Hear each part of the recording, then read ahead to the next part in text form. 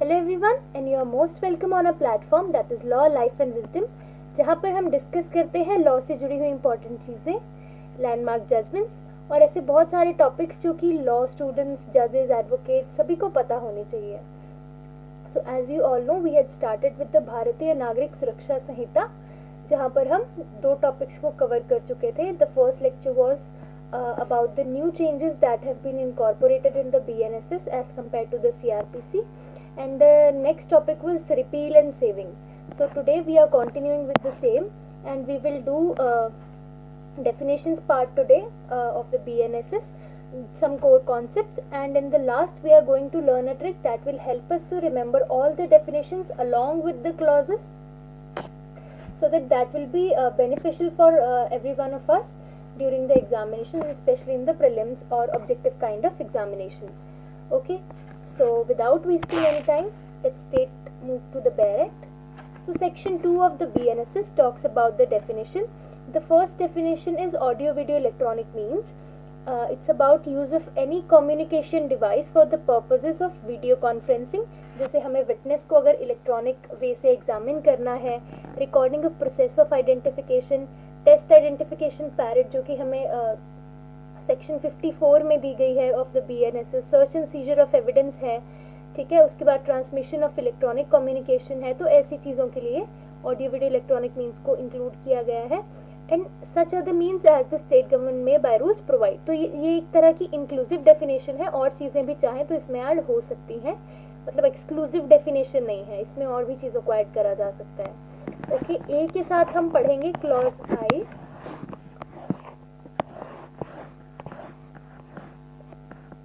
So clause I talks about electronic communication, means the communication of any written, verbal, pictorial information or video content transmitted or transferred, चाहे वो एक person से दूसरे person तक हो, या फिर किसी डिवाइस से दूसरी डिवाइस में हो, किसी पर्सन से डिवाइस तक हो, या फिर डिवाइस से पर्सन तक हो, तो उसे हम इलेक्ट्रॉनिक कम्युनिकेशन ही मानेंगे। Bye means of an electronic device including a telephone, mobile phone, other wireless telecommunication device, और अ कंप्यूटर और ऑडियो वीडियो प्लेयर और camera, or any other electronic device or electronic form as may be specified by notification by the central government। ठीक है, अब हम वापस से जाएंगे क्लॉज बी पे। बी, सी, डी और ई को हम एक साथ पढ़ेंगे। Bail means release of, B clause B पढ़ रही हूँ। B bail means release of any person accused of or suspected of commission of an offence from the custody of law upon certain conditions imposed by an officer or court on execution by such person of bond और bail bond. तो bell का basically ये मतलब होता है कि जब आपको बॉन्ड या फिर बेल बॉन्ड लेकर पुलिस या फिर कोर्ट छोड़ती है, हमने जैसे मूवीज में भी देखा है कि बेल पुलिस भी दे सकती है। तो जो बेलेबल ऑफेंसेस होते हैं वहाँ पुलिस दे सकती है वहाँ पे, क्योंकि बेल आपका मैटर ऑफ राइट होता है। और ये बेलेबल और नॉन बेलेबल ऑफेंसेस को डिस्टिंग्विश किया गया है शेड्यूल 1 में, वहाँ पर भी हम इसे जाकर देखेंगे। ठीक है, और नॉन बेलेबल ऑफेंसेस जहाँ पर बेल आपका एज मैटर ऑफ राइट नहीं होता, ऐसा नहीं है कि नॉन बेलेबल ऑफेंसेस में बेल मिलती ही नहीं है, बट रादर यहाँ आपका मैटर ऑफ राइट नहीं होता, कोर्ट की डिस्क्रिशन होती है आपको बेल देने की या ना देने की। क्लॉज सी पर आते हैं। Bailable offence means an offence which is shown as bailable in the first schedule or which is made bailable by any other law for the time being in force, and non bailable offense means any other offense। ठीक है, next D पर आते हैं। Bail bond means undertaking for release with surety. पहले E भी पढ़ते हैं फिर इसे समझते हैं। Bond means a personal bond और an undertaking for release without surety. तो जो बॉन्ड होता है that is basically a type of contract with the government of India और the government of the state, that if court asks me to appear in the court और cooperate during the investigation और appear before the police officer, then I will cooperate with the same. ठीक है, तो ये एक तरह का contract होता है, और अगर वो ऐसा नहीं करता, कॉपरेट नहीं करता जो एक्यूज पर्सन है या सस्पेक्टेड पर्सन है, तो जो उसने amount of money as bond court में डिपॉजिट करवाया होता है बॉन्ड के नाम पे, वो फोरफीट हो सकता है। ठीक है, बेल बॉन्ड होता है जब आप कॉन्ट्रैक्ट तो करते ही हैं, मतलब एक पर्सनल बॉन्ड तो आप सर्टेन अमाउंट ऑफ मनी तो डिपॉजिट करवाते ही हैं कोर्ट में, आप रिटर्न में भी देते हैं कि I will cooperate. Along with that एक श्योरिटी आपके साथ होता है, कोई रिलायबल पर्सन या ऐसा पर्सन जिसे ट्रस्ट किया जा सके। ठीक है, और वो आपकी एक तरह से गारंटी लेते हैं कि ये पर्सन कॉपरेट करेगा और कोर्ट में अपीयर होगा। ठीक है, तो ये बेल बॉन्ड और बॉन्ड का कॉन्सेप्ट हो गया। ठीक है, next we will do clause T and clause U. Okay, so clause T talks about the police report. तो पुलिस रिपोर्ट इन्वेस्टिगेशन के बाद, जो जिसको हम कॉमन पार्लेंस में चालान कहते हैं, इन्वेस्टिगेशन कंप्लीट होने के बाद मजिस्ट्रेट को सेक्शन 193 सब सेक्शन 3 में फॉरवर्ड करी जाती है, दैट इज पुलिस रिपोर्ट।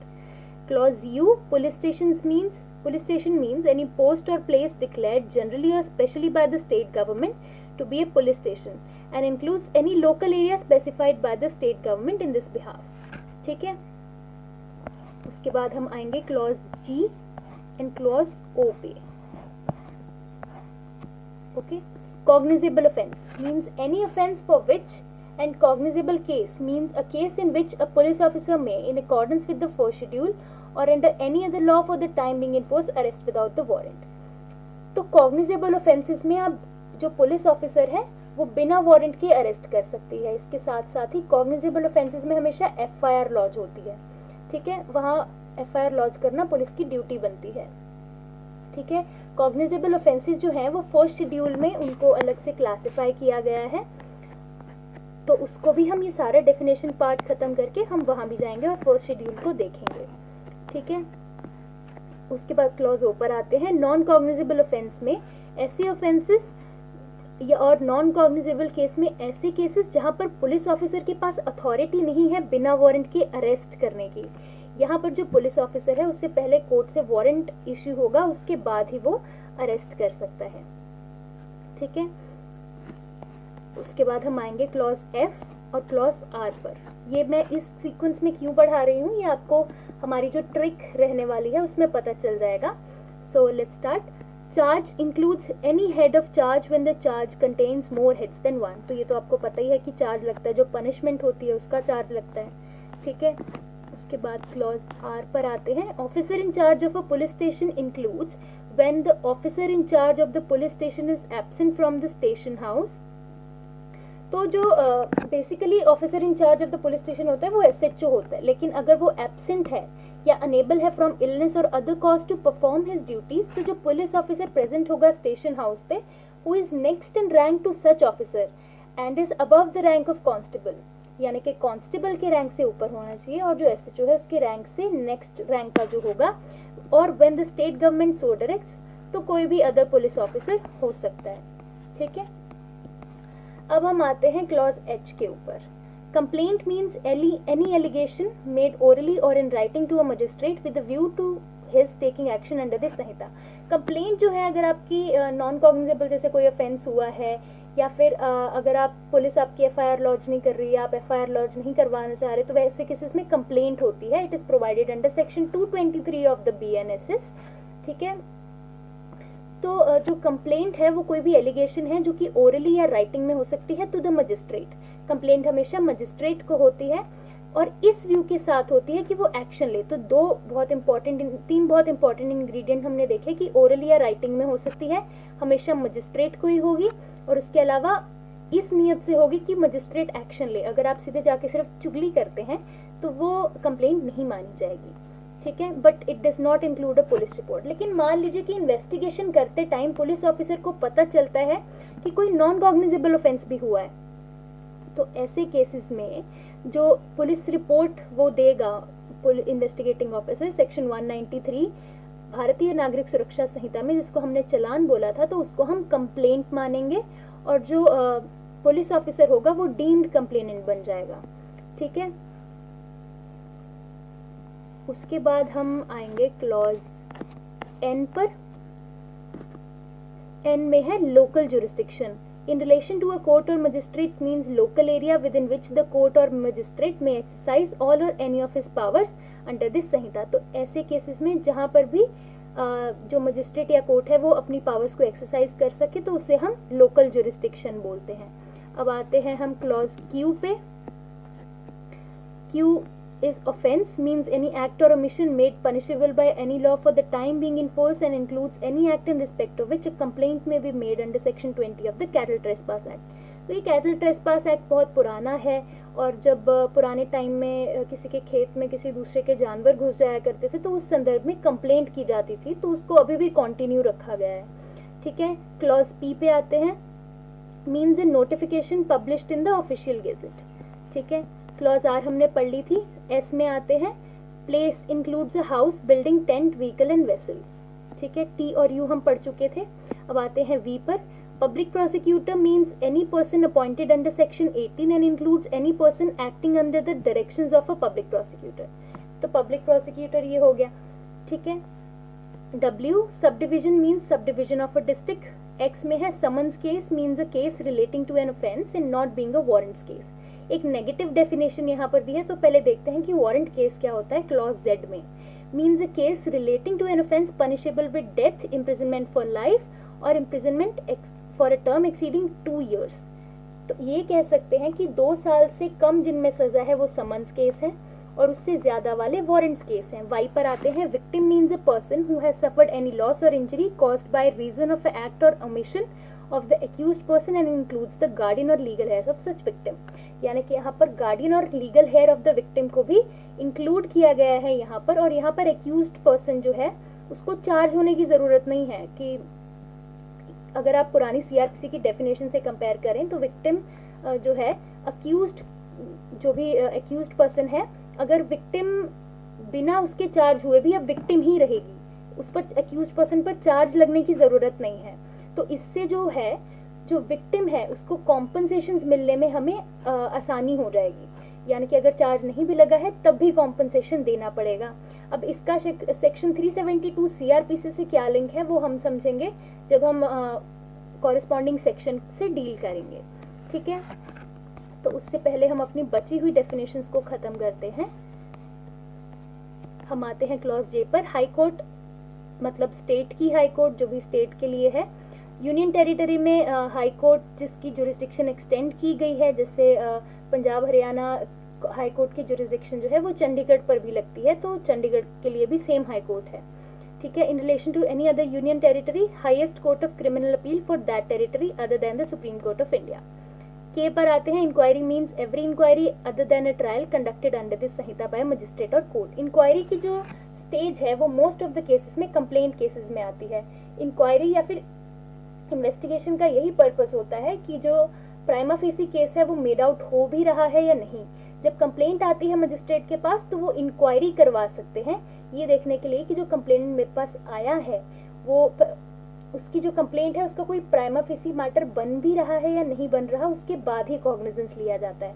ठीक है, बीएनएसएस में एक नया चेंज ये भी इंट्रोड्यूस किया गया है कि अब अक्यूज्ड को सुने बिना, अक्यूज्ड पर्सन जो है उसको सुने बिना कॉग्निजेंस नहीं लिया जा सकता। ठीक है, आगे आते हैं। Investigation includes all proceedings under this Sanhita for collection of evidence conducted by police officer और any other person other than magistrate who is authorized by a magistrate in this behalf. ठीक है, डन। एक्सप्लेनेशन में, where any of the provisions of a special act are inconsistent with the provisions of this संहिता, तो वहां पर special act ही prevail करेगा।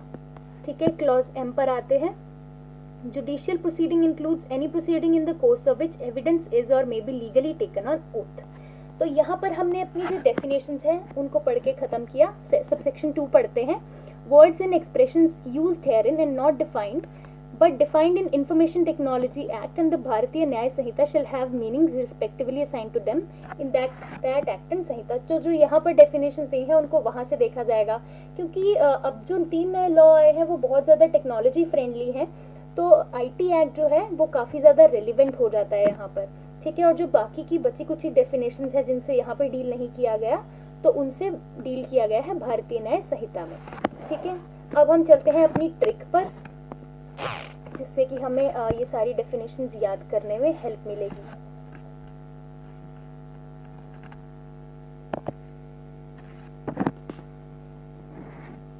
Just wait a minute. पर उससे पहले हम एक बार कॉग्निजेबल और नॉन कॉग्निजेबल में डिफरेंस देख लेते हैं। ठीक है, तो जो कॉग्निजेबल ऑफेंस है वहां पर police is bound to register the FIR without preliminary inquiry. ठीक है, इन्फॉर्मेंट जो है उसको मजिस्ट्रेट के पास नहीं भेजते हैं, जबकि नॉन कॉग्निजेबल में पुलिस डीडीआर या एनसीआर लॉन्च करती है, डेली डायरी रिपोर्ट या फिर नॉन कॉग्निजेबल रिपोर्ट। बीएनएसएस में नया प्रोविजन बनाया गया है कि जो डीडीआर या एनसीआर है उसे हर 15 दिन में मजिस्ट्रेट के पास भेजा जाएगा ताकि ट्रांसपेरेंसी बनी रहे। सारा जो रिकॉर्ड होगा हर 15 दिन में मजिस्ट्रेट को फॉरवर्ड किया जाएगा, ठीक है। उसके बाद officer in charge of police station shall forthwith send report of FIR to magistrate empowered to take cognizance of offence on the police report. तो जैसे ही एफआईआर लॉन्च होती है तो वो पुलिस ऑफिसर जो है वो रिपोर्ट को सेंड करेगा मजिस्ट्रेट को। नॉन कॉग्निजेबल में जो इन्वेस्टिगेशन है वो मजिस्ट्रेट की डायरेक्शन पर ही स्टार्ट होगी, लेकिन कॉग्निजेबल में एफआईआर लॉन्च होने के तुरंत बाद इन्वेस्टिगेशन स्टार्ट हो जाती है, ठीक है। नेक्स्ट आते हैं कॉग्निजेबल में कोई भी any officer in charge of police station बिना मजिस्ट्रेट के ऑर्डर के इन्वेस्टिगेट कर सकता है, ठीक है। लेकिन नॉन कॉग्निजेबल में मजिस्ट्रेट के ऑर्डर के बाद ही इन्वेस्टिगेशन शुरू होगी। उसके बाद कॉग्निजेबल में पुलिस के पास पावर है कि वो बिना वारंट के अरेस्ट कर सके as per section 35 subsection 1 clause A B and C. लेकिन नॉन कॉग्निजेबल में पुलिस अरेस्ट नहीं कर सकती बिना वारंट के, ये लिखा है section 35 subsection 2 of the BNSS में, ठीक है। 24 घंटे के अंदर अगर इन्वेस्टिगेशन कंप्लीट नहीं होती है तो सेक्शन 58 मस्ट बी फॉलोड, यानी कि 24 घंटे के अंदर अंदर आपको जो एक्यूज पर्सन है उसको मजिस्ट्रेट के आगे पेश करना पड़ेगा। लेकिन नॉन कॉग्निजेबल ऑफेंसेस में ऐसा कोई प्रोसीजर नहीं है। एग्जाम्पल अगर हम देखें तो कॉग्निजेबल में रेप और मर्डर आएगा और नॉन कॉग्निजेबल में डिसऑनेस्ट मिसएप्रोप्रिएशन को हम देख सकते हैं, ठीक है। अब आते हैं हमारी ट्रिक पर। सी ये फॉर्मूला आपको थोड़ा सा फनी लग सकता है, but at the end our motive is to retain all the things and this trick will help you to retain, okay. So A और आई को हम इकट्ठा पढ़ेंगे, इनको हम मानेंगे आई, ठीक है। तो ए से हम याद रखेंगे A for audio video electronic means I for electronic communication, ये एक जैसे हैं तो इनको याद रखा जा सकता है। उसके बाद हम लिखेंगे बड़ी, बी डी और ई, आई बड़ी, ठीक है। बेल, बेल बॉन्ड और बॉन्ड, ठीक है। सी से चल, बेलेबल ऑफेंसेस, टी और यू से तू, यानी कि आई बड़ी चल तू। पुलिस रिपोर्ट और पुलिस स्टेशन, तो टी से पुलिस रिपोर्ट है और यू से पुलिस स्टेशन है, तो इसको कैसे याद रखेंगे, आई बड़ी चल तू पुलिस रिपोर्ट करवाने वाली पुलिस स्टेशन में, ठीक है। फिर हम आएंगे जी और ओ पर, go, go and check cognizable offence है या नॉन कॉग्निजेबल ऑफेंस, जी से कॉग्निजेबल और ओ से नॉन कॉग्निजेबल। एफ और आर, फिर, एफ और आर को मतलब हम मानेंगे फिर, एफ फॉर चार्ज और R for officer in charge, फिर चार्ज लगवाना ऑफिसर इन चार्ज से। आई बड़ी चल तू पुलिस रिपोर्ट करवाने वाली पुलिस स्टेशन में, go and check cognizable offence है या नॉन कॉग्निजेबल, फिर चार्ज लगवाना ऑफिसर इन चार्ज से। एच फॉर हीरो की कंप्लेंट हुई है, एन फॉर नालागढ़ की लोकल जुरिस्डिक्शन में, क्यू फॉर क्योंकि ऑफेंस हुआ है, पी फॉर प्रिया आकर नोटिफिकेशन देकर गई, एस मतलब सभी उस प्लेस पर पहुंचो, एस फॉर सभी, यानी कि यहाँ पर जो ब्लैक में वर्ड्स दिए गए हैं दैट आर द कीवर्ड्स जिनकी की हमें डेफिनेशन याद करनी है, और जो आपको ब्लू और या पर्पल कलर में दिख रहे हैं दोज आर द वर्ड्स जो कि निमोनिक बनाने के लिए हमने यूज किए हैं, एस फॉर सभी, लेकिन एस में जो डेफिनेशन है वो है प्लेस की, ठीक है। नेक्स्ट डब्ल्यू फॉर वहाँ, और डब्ल्यू में जो वर्ड है कीवर्ड है हमारा वो है sub division. V for Vishal public prosecutor है, और वाई फॉर यामिनी विक्टिम है, वाई में हमने विक्टिम पढ़ा था, वी में पब्लिक प्रोसिक्यूटर पढ़ा था और डब्ल्यू में सब डिविजन पढ़ा था, ठीक है। एक्स और जेड को हम एक साथ पढ़ेंगे, वाई एक्स और जेड को एक साथ पढ़ेंगे ताकि इजी हो मतलब याद करने में। यामिनी विक्टिम है और केस समन्स केस है या वारंट केस ये नहीं पता, तो यहाँ पर आपको वाई जब आएगा तो एक्स और जेड अपने आप याद हो जाएंगे, ठीक है। Jharkhand, J for Jharkhand, high court, यहाँ पर जो कीवर्ड है वो है high court, Jharkhand high court कल इंक्वायरी और इन्वेस्टिगेशन करवाएगी, एम फॉर मेरी जुडिशियल प्रोसीडिंग में। एक बार वापस से हम फॉर्मूला रिपीट करते हैं, आई बड़ी चल तू पुलिस रिपोर्ट करवाने वाली पुलिस स्टेशन में, go and check cognizable offence है या नॉन कॉग्निजेबल ऑफेंस, फिर चार्ज लगवाना ऑफिसर इंचार्ज से। हीरो की कंप्लेंट हुई है क्योंकि ऑफेंस हुआ है, एन फॉर नालागढ़ की लोकल जुरिस्डिक्शन में, प्रिया आकर नोटिफिकेशन देकर गई है कि सभी उस प्लेस पर पहुंचो, ओके। वहां की सब डिवीजन का विशाल पब्लिक प्रोसिक्यूटर है और यामिनी विक्टिम है, केस समन्स केस है या वारंट केस ये नहीं पता। झारखंड हाई कोर्ट कल इंक्वायरी इन्वेस्टिगेशन करवाएगी मेरी जुडिशियल प्रोसीडिंग में, ठीक है। तो आई होप अब आपको ये सारी जो डेफिनेशंस हैं वो इजीली क्लॉजेस के साथ याद हो जाएंगे, क्योंकि प्रीलिम्स के एग्जाम्स में अक्सर पूछी जाती हैं। अब हम एक बार शेड्यूल देख लेते हैं, जो हमारा फर्स्ट शेड्यूल था। एक बार वहाँ से भी नज़र घुमा के आते हैं ताकि हमारे लिए एक होलिस्टिक व्यू हो जाए। ठीक है, ये है हमारा फर्स्ट शेड्यूल, जहाँ पर वेरियस ऑफेंसेस से डील किया गया है और बताया गया है कि किसकी कितनी पनिशमेंट है, कॉग्निजेबल है या non cognizable, bailable, non bailable, और कौन सा कोर्ट किस ऑफेंस को ट्राई करेगा। अच्छा, जो शेड्यूल 1 है उसके 2 पार्ट्स हैं। फर्स्ट पार्ट में जो BNS भारतीय न्याय संहिता जिसने IPC को रिप्लेस किया है उसके ऑफेंसेस हैं। और अगर हम देखें तो शेड्यूल 1 का जो पार्ट 2 है, ठीक है, शेड्यूल 1 का जो पार्ट 2 है ये आपके सामने है, classification of offences against other laws. तो जो बाकी के ऑफेंसेस जैसे पॉक्सो हो गया, NDPS हो गया, तो ऐसे में अलग अलग क्राइटेरिया दिया हुआ है। अगर 3 साल से कम की सज़ा है और सिर्फ फाइन है तो नॉन कॉग्निजेबल होगा, 3 से 7 तक के बीच की सज़ा है और फाइन है तो कॉग्निजेबल होगा, यानी कि 3 से ऊपर वाला कॉग्निजेबल होगा। और डेथ, इम्प्रिजनमेंट ऑफ लाइफ या imprisonment for more than 7 years है तो वो भी कॉग्निजेबल माना जाएगा। और कोर्ट ऑफ सेशंस ट्राई करेगा 7 साल से ऊपर वालों को, और बाकियों को magistrate of the first class या फिर एनी मजिस्ट्रेट जो 3 साल से कम है। ठीक है, तो ये एक बेसिक क्लैरिटी लाने के लिए। सो होप आपको आज की वीडियो अच्छी लगी होगी, आपकी जो लर्निंग है वो फैसिलिटेट हुई होगी, आपकी प्रेपरेशन फैसिलिटेट हुई होगी, और जो डेफिनेशंस की ट्रिक हमने करी उससे आपको चीज़ें याद रखने में ईजी रहा होगा, आपको कॉग्निजेबल नॉन कॉग्निजेबल में डिफरेंस समझ में आया होगा। तो अगर आपको कोई भी डाउट है तो you can ask me in the comment section, I will surely try to reply. So thank you for watching and stay connected.